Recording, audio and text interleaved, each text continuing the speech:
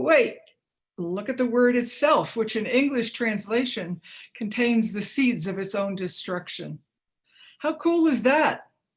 No R, no R's.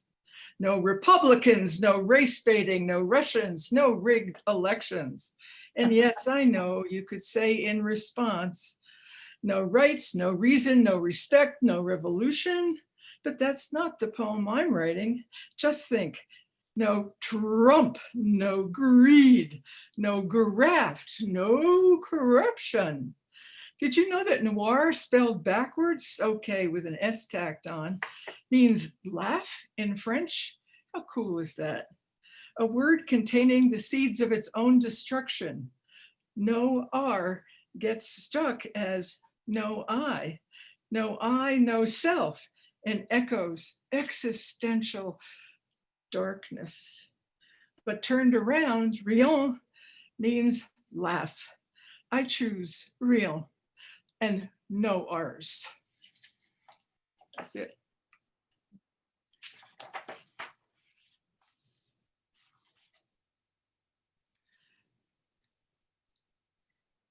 The poet and essayist Sarah Kotchian will read her poem, Tongue in Cheek.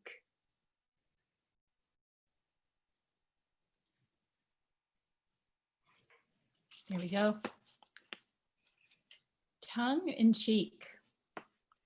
I'm on the hunt for the proper way to say noir. That short, simple French word for the color black or a literary genre. I confess to that American inferiority about pronouncing things en français, dreading Parisian disdain. I look it up. The British say noir. The Americans noir. Perhaps Pinot research will give a clue. Wine Spectator suggests noir or noir. I think of pirates gargling. I seek help from linguistics.com UK. Pronounce the R as an ovular fricative, tongue close to the back of the mouth. I fear I might be suspected of flipping off the R, arrested for public vulgarisms, black-hatted villain murdering the word. To make it worse, noir, also pronounced noir, means nut. How will they know if I mean black or nut or dastardly deed? What if I attempt to say black walnut? Noir, noir? Noir, noir? Arr! I have gone down a dusky rabbit hole, un trou lapin lexiconique.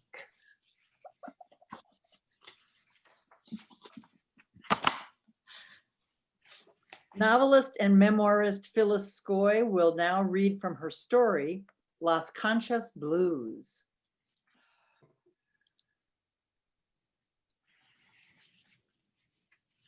Phyllis, you're muted. There we go. Okay, am I on? Can you see Yeah, me? yeah. Okay, this is the beginning of my short story, Las Conchas Blues. Thank you, Lynn. This darkness was deeper, more silent than any Margaret could remember. She thought back to her panic in the Caribbean in Bequia when her ex had talked her into diving. Margaret had not been able to calm herself then, and she felt close to that kind of terror now. But there was no lifeline here and no one to pull her to safety, only a long, black, unpaved road. No signs. It made no difference, no lights to illuminate them, had there been any. Margaret pressed the button on her CD player. Fierce bursts of bird against the buzzing breaths of dizzy that emanated from the car's CD player almost brought her to tears. If only someone had been in the car with her, Margaret could have shouted, cursed herself, the car, this stupid solo trip to Mexico that had been intended to fight the pain and isolation of her recent divorce. He'd accused her of being too afraid of life. And as if to prove him wrong, she now found herself on this dreadful road to nowhere at 2 o'clock in the morning. At least Monk, her unruffled cattle dog, was getting some shut-eye, harnessed into the contraption Margaret had convinced herself she needed if she was going to bring him along. As desperate as Margaret now felt for a human voice, she was glad to have the quiet but consistent companionship of Monk. And where had all the refugees been who were supposed to be thronging at the border? Only a couple of lonely figures, Mexican, Native American, undistinguishable from one another to Margaret's inexperienced eye, were unsuccessfully attempting to sell roughly carved wooden crucifixes and bowls in the abandoned surroundings. 2 border guards and Margaret were the only people in sight. They'd waved Margaret through without so much as a glance at her or her passport. At that point, Margaret's sense of isolation had significantly magnified. Now Margaret pulled over to what she hoped was the side of the road and reached for the crumpled map. The car light revealed a coffee stain blurring the highway she'd just come from. Bird wailed away on his solo. In the background, the bass was talking to Bird, egging him on. Was the bass egging her on as well? Who was playing bass on this cut anyway? Could it be Mingus? Margaret couldn't remember. On this hellish road to nowhere, Margaret could not recall anything. She'd pulled out jazz recordings she hadn't listened to in years for this trip. He'd always disliked jazz, but he wasn't here to complain. But now the music was beginning to have an eerie, haunting effect on her, like she was in an episode of The Twilight Zone or a 1930s horror movie.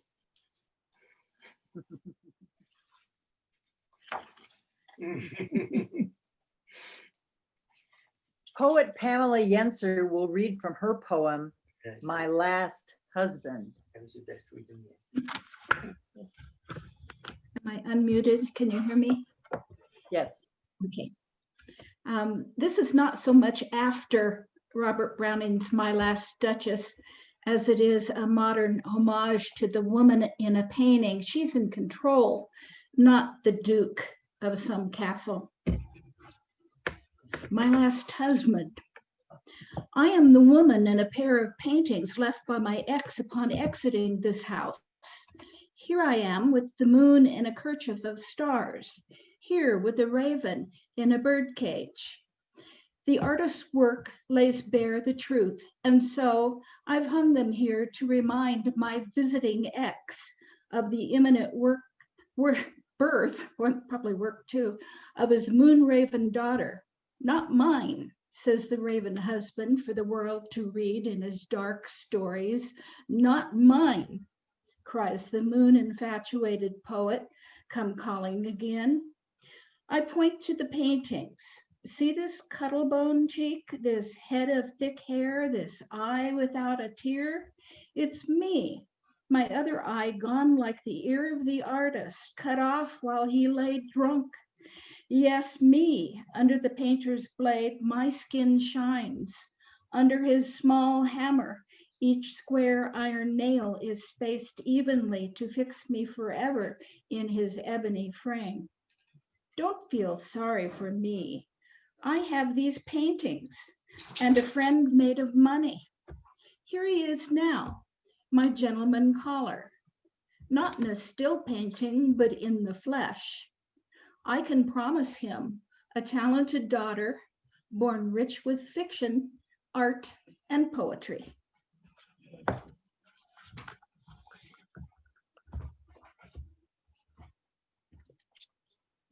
Poet Mikki Aronoff will now read her poem, Duck Noir. Am I unmuted now? Thank you, dear Bosque folks, for this joyful celebration of noir, bookified. I just love it. I was hoping to be able to read my poem like Humphrey Bogart. I can channel him in my head, but he just won't come out of my mouth. So this is a thankfully short poem called Duck Noir. The epigraph is from Double Indemnity. How could I have known that murder could sometimes smell like honeysuckle? Scene 1, a drencher. Drops pound his clamped bill, glisten. Howard holds his breath, wheezes, clutches his winnings as he clings to the dank street curb, prays he won't get swept through the grate, waits for the rain to slow, for the oncoming Chevy to stop its slick swerving. Bubbles dome his nostrils as he loses his grip on the Jackson. Scene 2, steaming pavement, cloying scent of nectar. Daisy's out for a smoke and a waddle, unaware of the falcon overhead. Scene 3, whipping wind, cumulus low. Susie douses herself with taboo, adjusts her slipping chignon, paints her palmate feet. Carmen clasping the Jackson as she sachets to farmers and merchants, strides to the counter, releases her auburn bun, and pouts cherry red. She smooths the crumpled note, presses dreams into the teller's sweaty palm.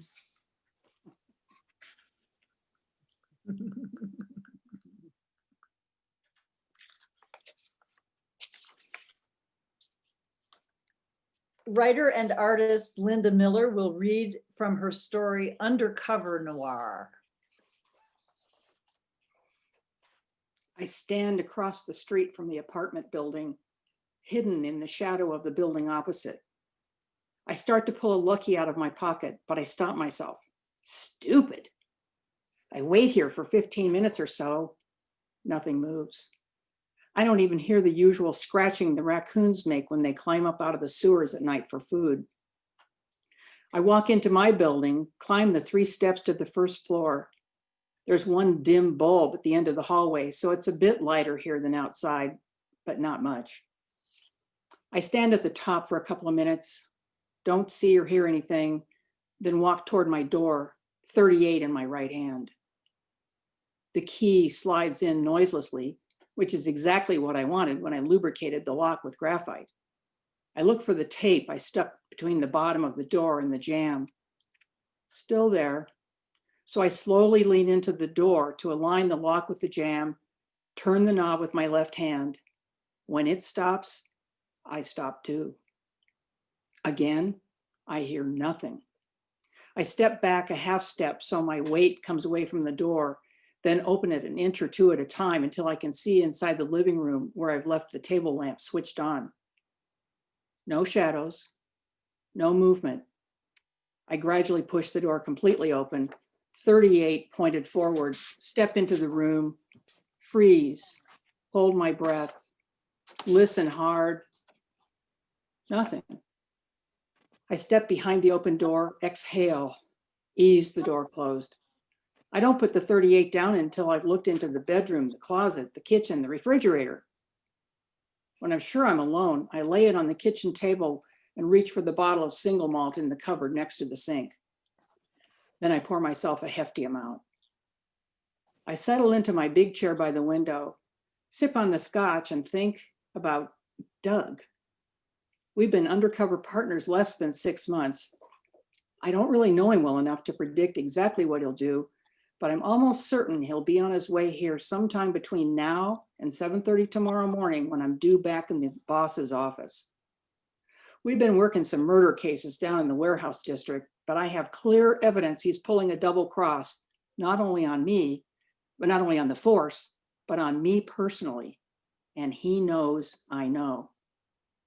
I take one more sip of the scotch, pour the rest back into the bottle.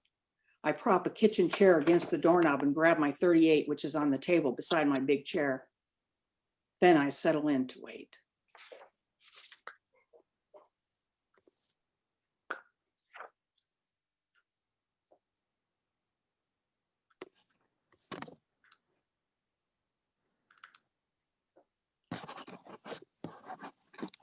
Poet and artist Terranda King will read Listen to the Moon, which you see in front of you. Don't speak into the silence of the full moon above the sandias. Let its cool light bathe you, move you, gently touch your skin.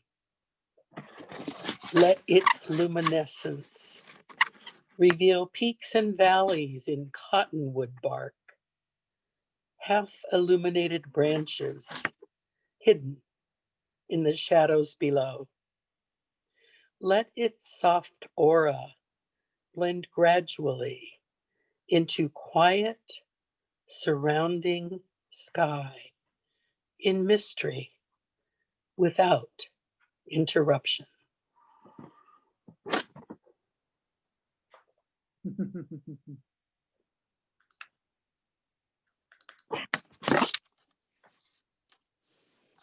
Poet and memoirist Raz Link will read his prose poem, Blind Alley.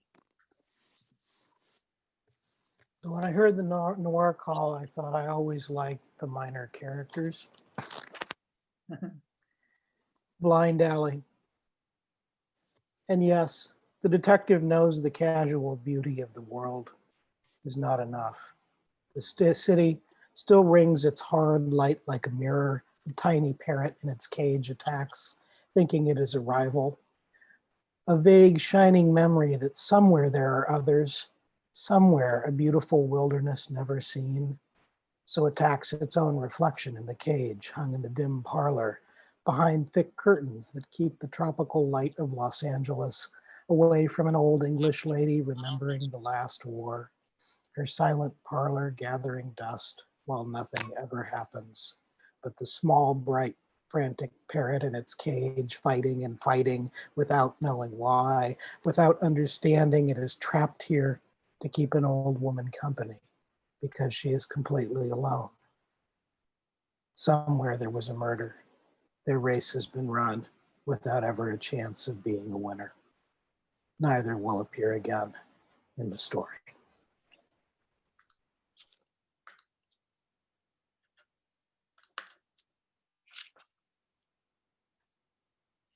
Writer Kent Winchester will read from his short story, which we are publishing in 3 installments. This one is The Great American Western, Part 2. Thank you, Lynn. I will read a small part of it. The Great American Western is mostly a parody, but this part actually isn't. Our scene opens with one of our heroes, Flint, and James Bond, sitting at a campfire when a mountain man named Jim Bridget appears. The mountain man's jargon, which you're getting ready to hear, is actually real. The mountain men were basically illiterate, but there were lots of contemporaneous observers who wrote down their language. And so what you're about to hear is real, and I'll translate it at the end. Wow! I knows the difference between poor bull and fat cow, and them days was fat cow, and then them days was poor bull, I can tell you. This buffler thought he'd gone beaver. My Green River gone, my possible sack back there to them Watoyas, my meat bag empty. I hadn't had no aguardiente since rendezvous, and my hoss was painter food. And out there, if you can't fork a horse, there's damp powder and no ways to dry it. It was the worst time I'd have since I became a hiverman. Anyways, you lay your sights, I collated if I didn't get to the Rio Salado before the Willow Killer, I'd freeze. So's I headed for the hole up there in them shining mountains, hoping not to get rubbed out. Well, I'll be et for a tater if I didn't come upon old Ephraim eating berries. So I Indian off the ways and had some of them berries myself. And they were some pumpkins, and I had them on the prairie. I quit feeling squampish like and moved on out of there. Wow! By then I had my bark back on, and I had some queersome nights too, but still I figured I could make it, and here's I am. And the first man to give me some bodines, I'll ride the river with him. Wow! Stupefied, James Bond asked, "What did he say? Was that even English?" "That was English," said Flint. "He even used a semicolon. He said it was the best of times. It was the worst of times. He thought he was dead. He'd lost his knife, his possible sack. He was hungry. He hadn't had any whiskey in months, and a mountain lion had killed his horse. And out here, a man without a horse is a dead man. It was the worst thing that had happened to him since he spent his first winter alone in the Rocky Mountains. He knew he had to get down here to the Rio Salado before the first hard freeze, or he'd freeze to death. Then he came upon a grizzly bear eating berries, and he was able to get away from the bear and eat his fill of free berries, and that picked him up a bit. But he spent some bad nights. He's found us now, and anybody who gives him some buffalo meat for dinner has a friend for life."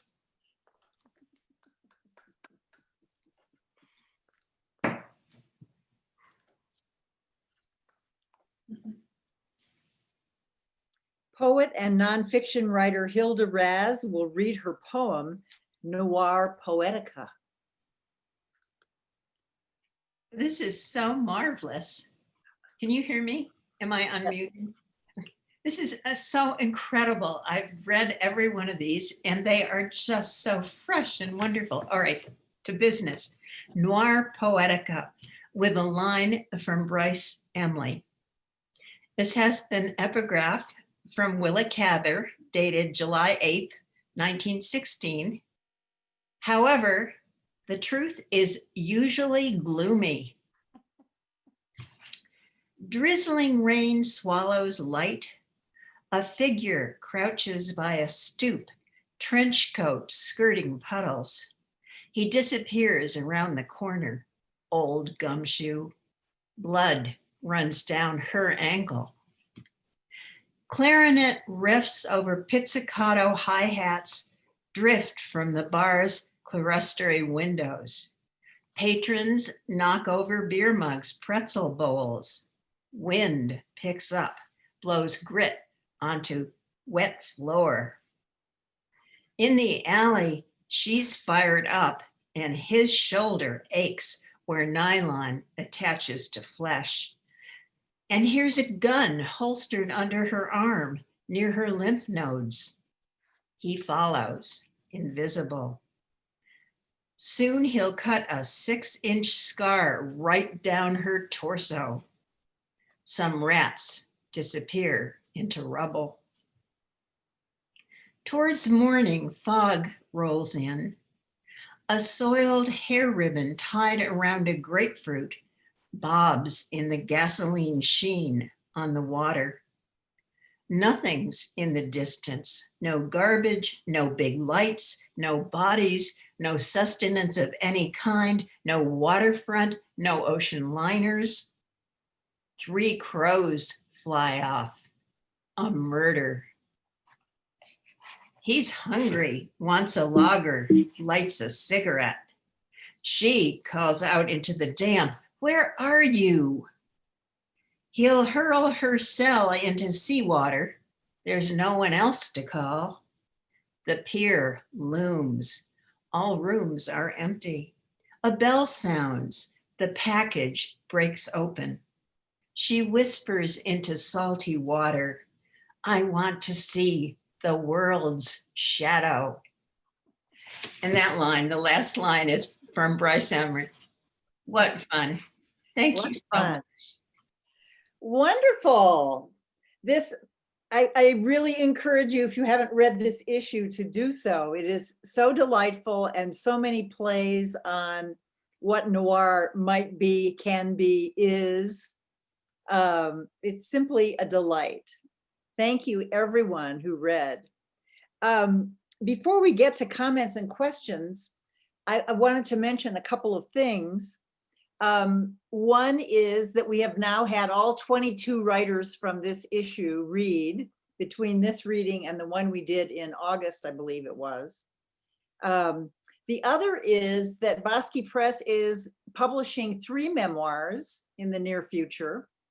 One of them is by Ann Cooper, To the Edge, about a life-changing trip to the Chihuahua Mountain, not the Chihuahua Mountains. What is that, Linda? Desert.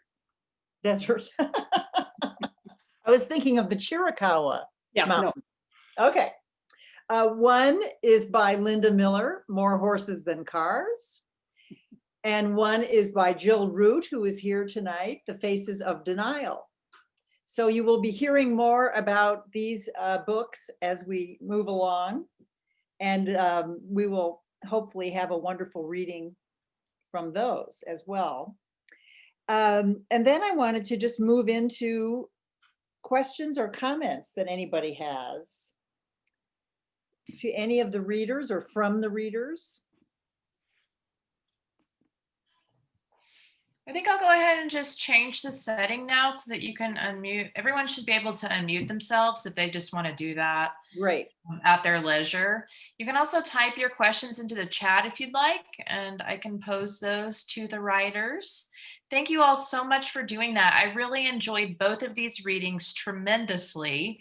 I love seeing all the different ways that people write noir and just so many different funny, quirky, dark voices. So I thank you so much. I had a great time listening in. Does anybody have anything they want to say or ask? Let's see, there is a question in the chat, I think. Oh, here we go. Kent, how did you find the cowboy lingo? Yes, that was, oh, here we go. Let me get him. Okay, I'm sorry, I haven't done that. Am I on now? Yeah. I actually found that through several mountain men books. A guy named Ruxton wrote one in 1846. There were also several novelists who wrote during that time period. Nice, Well, really It was fun. very funny. It was very, They it really was did like talk you that had, way. marbles in your mouth too. It was great. Yeah.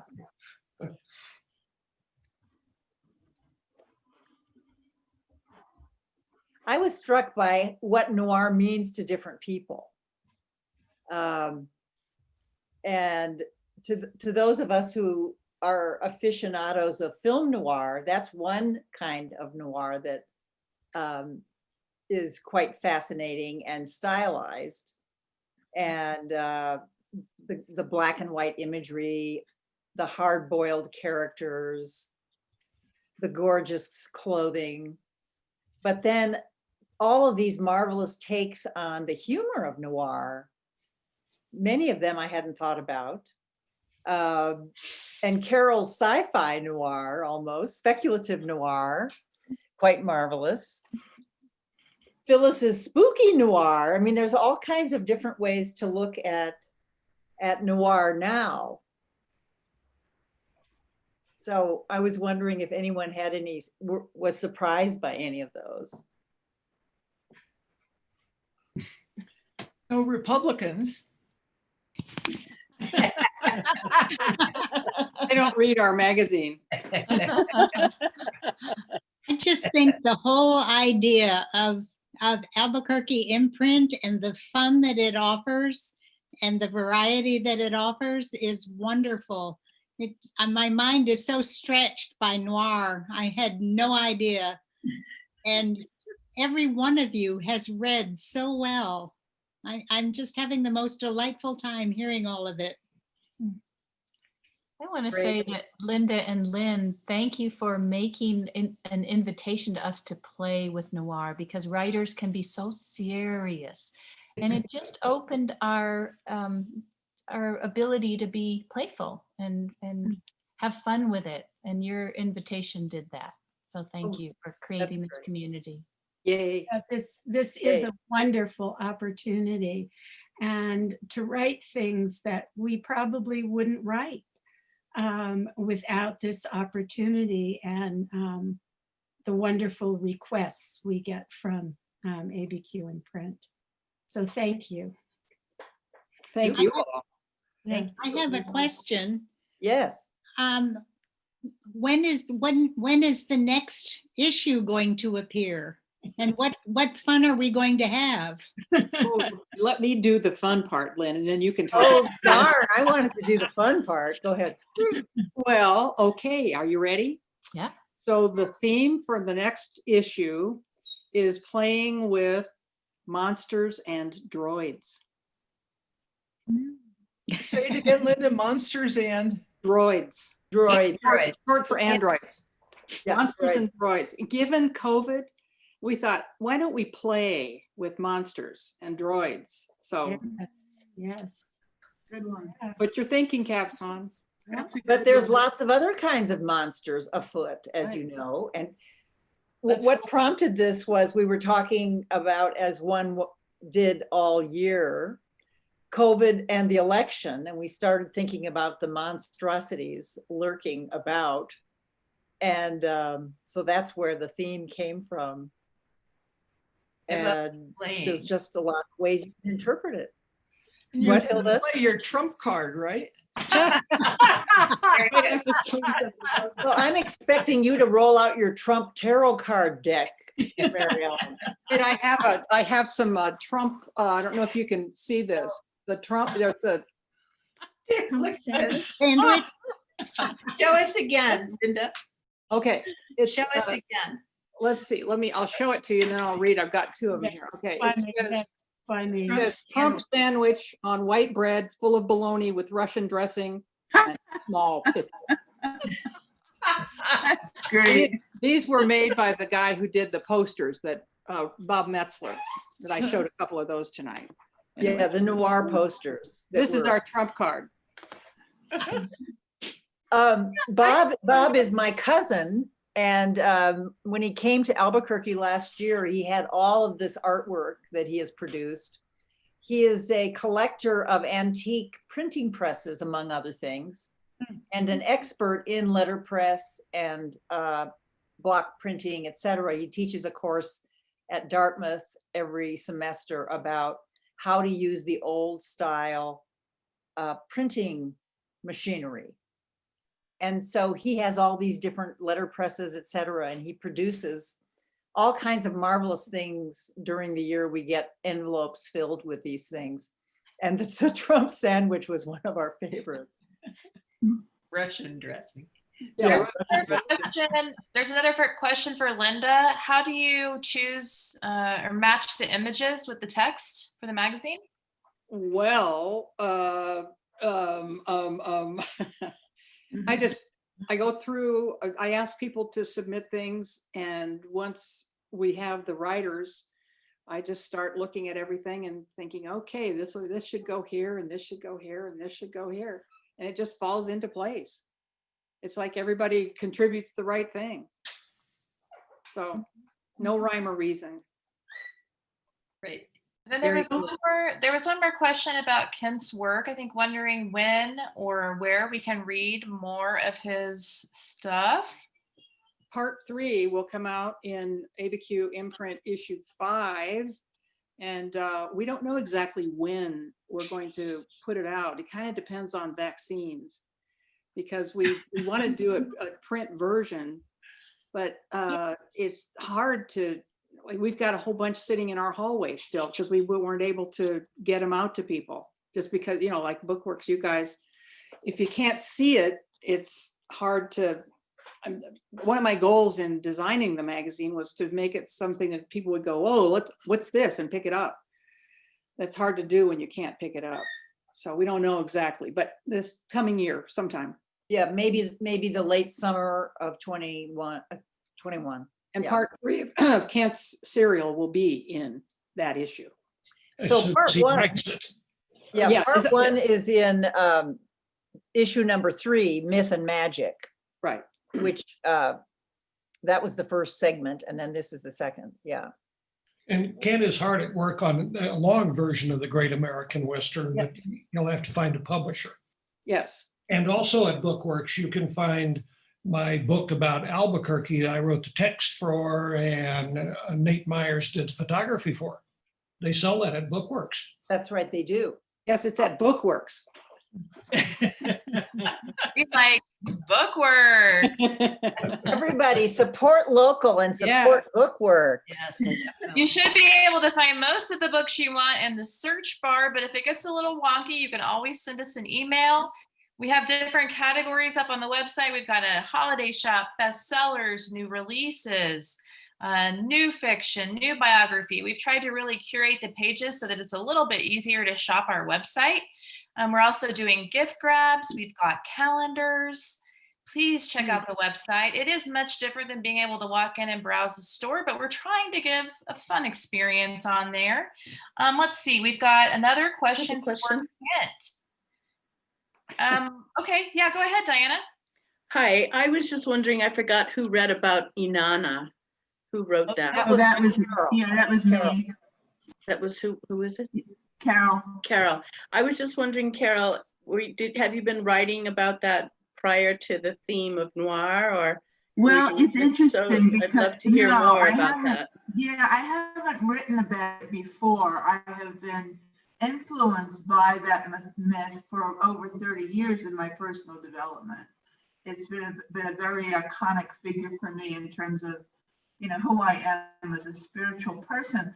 And I've wanted to write about it, but it's such a big story. It was daunting. And when I got the thing about noir, I thought, wow, I don't know that I'm the person to write noir. And then I thought, wouldn't it be fun to turn Inanna around and just make it funny, which it is in the end, as opposed to so completely serious as the mythology actually is. So yeah, so that's the story behind that. So is more of it in the book? Yeah, I read about half of it. About half of it. Yeah, it was meant to be mildly amusing how it ends and in line with traditional noir. I enjoyed it. I was intrigued. That myth of Inanna has been important for me as well. So yeah, I was curious where you were going with it. Yeah, well, it's interesting. It is an interesting myth, and it was the first. I believe it's the first written mythology in our culture. Yeah, 3,000 or 4,000 years ago. Yeah, Sumer. Thank you. I'd like to point out a synchronicity that happened too. There are two heroes in the Great American Western. One of them is Flint, and the other one, who we just were introduced to this year, is the doctor, whose name is Inanna, who was also modeled after the myth. Yeah. Oh, interesting. Yeah. Interesting. Very cool. One more question in the chat for Kent. Will you please tell us about that artwork behind you? The artwork, Bob, that is a delightful picture taken by a great artist named Kent of the sand. That's a shot of the Rio Grande, the Sandias, and a full moonrise. You can't actually see the moonrise. I can see it. Nice, great work. And it's printed on aluminum. It's beautiful in the reel. Yeah. I would like to say that we can see it easier. Kent's, move your head. There we go. There we go. Great. Yeah. Okay, cool. Yeah. Kent is a member of the Albuquerque Photographers Gallery. I don't know, are you open right now, Kent, or are you guys closed? Yeah, we're trying. We're open. We're going to give it a try. We're down in Old Town, right across the street from the church. Yeah, if you haven't been to that gallery, it's wonderful. Yeah. And Kent has many magnificent pieces there. Thank you. Yes. Anything else anyone would like to toss into the mix here? Thank you all so much for coming, and thank you for contributing. What a marvelous evening. Yes. Thank you all. Thank you very much.